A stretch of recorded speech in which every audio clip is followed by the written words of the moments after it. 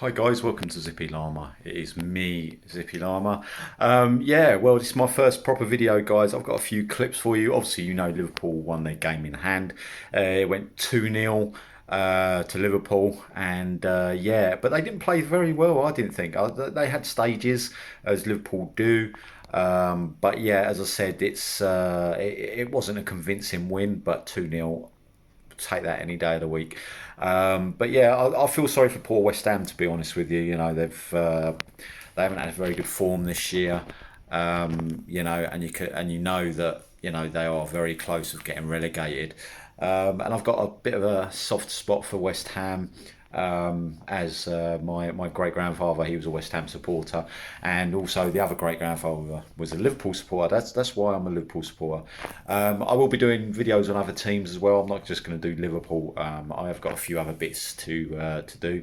But yeah, as I said, it wasn't very good at all for West Ham's perspective, but they played very well. I thought they played extremely well, to be honest with you. The best I've seen them play for a while.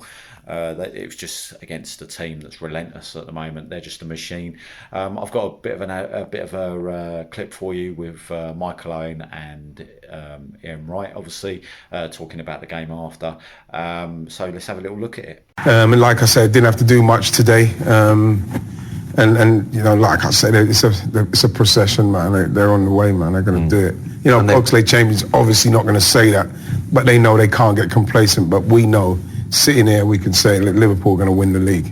But listening to them, they're not allowed to get in any way complacent, are they, those players? No, certainly not. And I genuinely believe, as much as they all know themselves that they're going to win it, I don't think that they're all talking about, hey, when we win it, what type of party are we going to have? How are you going to feel about winning it? I just don't think that type of conversation. Everyone knows what's happening. Everyone knows they're on the verge of greatness.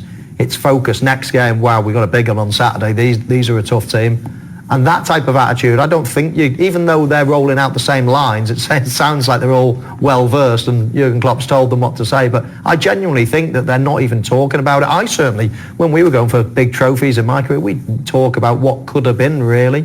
You talk about other things. You talk about cars and your wife and your kids or whatever else you talk about. You don't think, right, well, what's going to happen in 3 or 4 months? It's going to happen. They know it's going to happen, but they've got to remain focused. It's a curious situation that so early into the season to be talking like this, with the Premier League battles we've seen in recent years. Yeah, because when they like Oxlade-Chamberlain said there, they started the season expecting, coming off of winning the Champions League, missing out on the Premier League, so it was so close. And so they started the league in real determined fashion, and they've not let up. What has happened is that City, unfortunately, with injuries and form, they have dropped points, whereas Liverpool have kept the pressure on and kept going.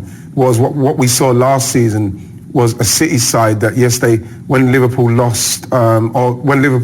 City lost to Newcastle, Liverpool didn't take advantage. I think Pep thought that, this is it. But they didn't take advantage of it, Liverpool.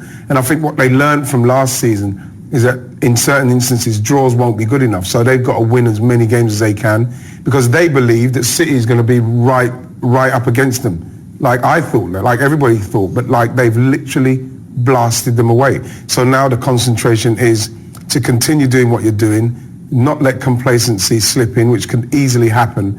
And, if you're fortunate enough, you get teams like West Ham who play as poorly as that, and that makes it a little bit easier for you. Well, that was a good clip, guys. But yeah, as I said, it was a very, very good game. For West Ham's perspective, to be fair, I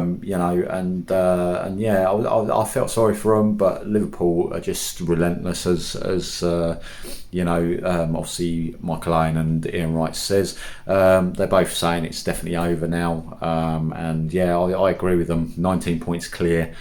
Equal games now with the rest of the teams, but yeah, as I said, it's definitely a very, very good game. So we're going to have a little look at Jurgen Klopp, what he thought of the game. Jurgen, how pleased were you with your team's performance? First and foremost, I'm overly happy about the 3 points, and it's there was only one team, I think, who deserved the 3 points. It was us tonight, it's clear. But of course, we could have done a lot of things better. I told the boys already in the dressing room, if I come now in and speak about the things they should have done better, immediately after the game I would be a really bad person. So it's not about that. If what the boys did so far would be so easy, a lot of other teams would have done it. So you have these moments. We could have done better in a lot of moments, passed better, defended better, first and foremost, because we gave... we gave situations away, 1 or 2, and Ali had to make too much saves anyway. But because there was only one team was really playing. But in the moment when we opened up spaces, when we lost the ball in the wrong moment, and they had their moments, and that was unnecessary, of course. But honestly, who cares now after the game? Because these boys played outstanding football so often in this season. Tonight it was a normal performance, and we won the game. That's all what it was about. Do you sometimes, though, have to find a way to win, even perhaps when you're not playing at your best?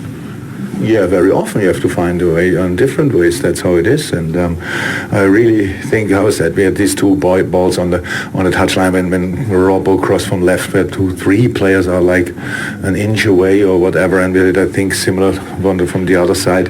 These are the situations that we need to have much more often, and we didn't have it often enough because we just didn't. We never had the 100% rhythm in the game. So for us, our rhythm, and that was then because it's tough to play against such a defensive-orientated team. They in the first, 20, 30 minutes, they had not even had a counter-attack. So that means you're constantly in mood, but then I wonder from them that if we lose the ball, we need counter-press-wise on highest level, but that's this kind of difficult thing to do.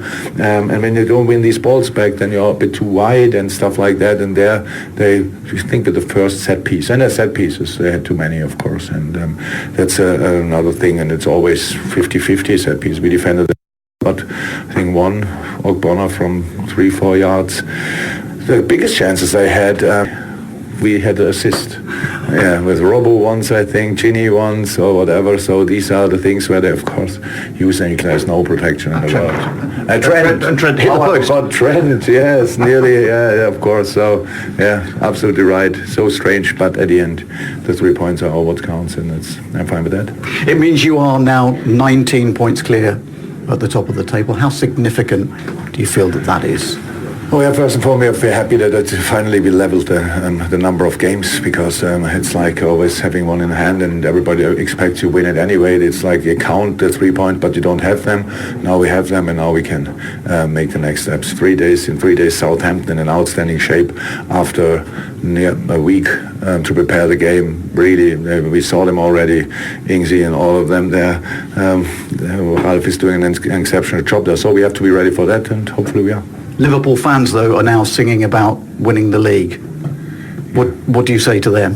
What I said last week, they can sing whatever they want. I said it, and if they would not be in a good mood now, something would be really wrong. Of course they're in a good mood, and so from that point of view I have no problem, but singing it doesn't mean you are it. So that's all what I can say. Well, it was amazing how Jurgen Klopp, how composed he is, how focused he is on each game. He's not saying it's in the bag.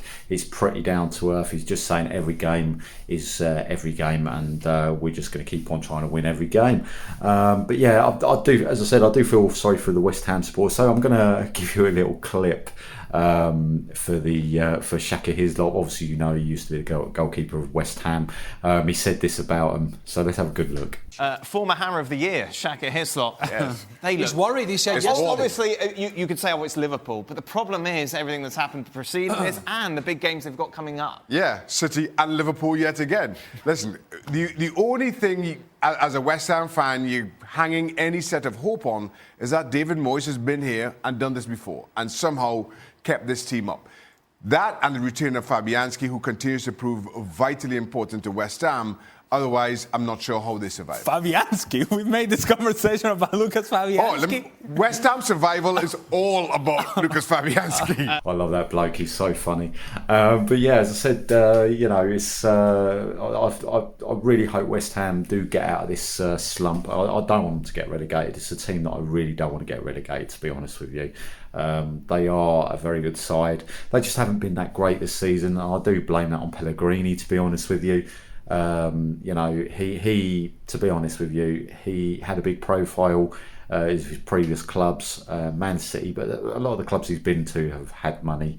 West Ham don't have that sort of money. They have a certain amount of money, but not the money that he's been at clubs previously.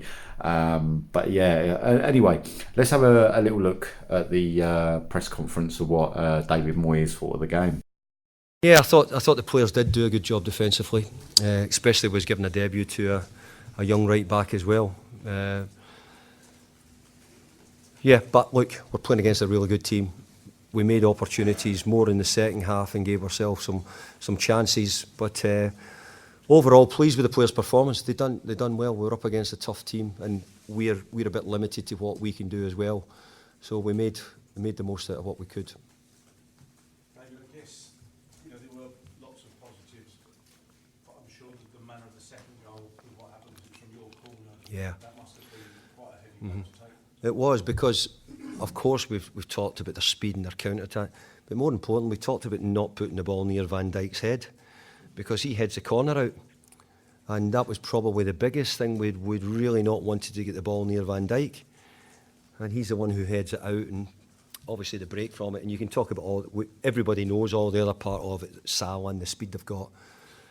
So that was disappointing, because to lose the goal to the penalty was bad enough in the first half, and then the counter-attack was disappointing at a time when we were growing into the game a little bit as well. It's hard to judge whether this will have knocked confidence or whether you can take enough of it to build it. I think the players will feel that in lots of things tonight that was positive. I thought they were tactically well organised, disciplined when they had to be. I thought some of the defenders stood up to good challenges tonight. Organisational wise, I thought they dealt really well with things which Liverpool caused them. I thought the effort of the midfield boys was excellent, and it was always not going to be easy for us to create loads and loads of opportunities, but we probably had 3 or 4 good chances, and Declan's header, I mean, I'd sort of turned away to think it had gone in, and the goalkeeper pulled out. It was a great save. Yeah, well, obviously West Ham have got Liverpool in a space of a month. It's not going to be too good for him, really, as David Moyes has said in his press conference. But yeah, as I said, I'm just hoping West Ham do go up a gear against Brighton. I'll probably do a bit of a coverage on that one as well for you guys. One of the questions I'm going to have for today, the question of the day is, who do you think would improve West Ham? And it's got to be realistic. Someone that they can actually afford. Someone that's a low-profile player. First division, maybe championship, whatever. Just send the answer to my email below the video, guys. I will be on Twitter soon, obviously. But yeah, as I said, that is the question for today. I had an answer because I did a question on my introduction about Liverpool. How do you think it's right that they should play kids in the FA Cup? Some bloke called Jason R. He said that. It's not fair for people to pay tickets as he is a season holder. We're here to watch our first team and our big players play, which I completely agree with him, to be honest with you. But yeah, as I said, it is an absolute outrage, really. You shouldn't be allowed to play all your kids in a cup. It demoralises the FA Cup, really, and I know there's not a lot of money in it. I think they do need to plug more money in the FA Cup, and then the bigger teams will probably take it more seriously. But yeah, as I said, obviously full of that question I've just given you. I will do another video very shortly. Probably I will be doing them every few days, 2 to 3 days, guys. So that is what I'm looking at. Okay. So anyway, let's have a little look at the transfers. Right, guys, the transfers. The one today that I've seen so far is Cameron Carter-Vickers. He's gone from Tottenham to Luton. So that's a done deal. Obviously, yesterday, Steven Bergwijn went to Tottenham. Also, Pablo Mari, he went on Arsenal for a year's loan with option to buy if he does really well in Arsenal colours. But yeah, you got Thomas Souček, who's obviously the West Ham loan. You've got Cole Walker-Peters, he's gone from Tottenham to Southampton. So yeah, and Nuno do Costa has gone to Nottingham Forest, and that's undisclosed at the moment. We've got Alessandro de Cruz, who's gone from Parma to Sheffield Wednesday on loan. You've got Scott Hogan, he's gone from Villa to Birmingham on loan. James Vaughan has gone from Bradford to Tranmere on loan. And Jerry Yates has gone from Rotherham United to Swindon Town. So anyway, guys, that's enough for my show today, guys. I'll see you on the next show.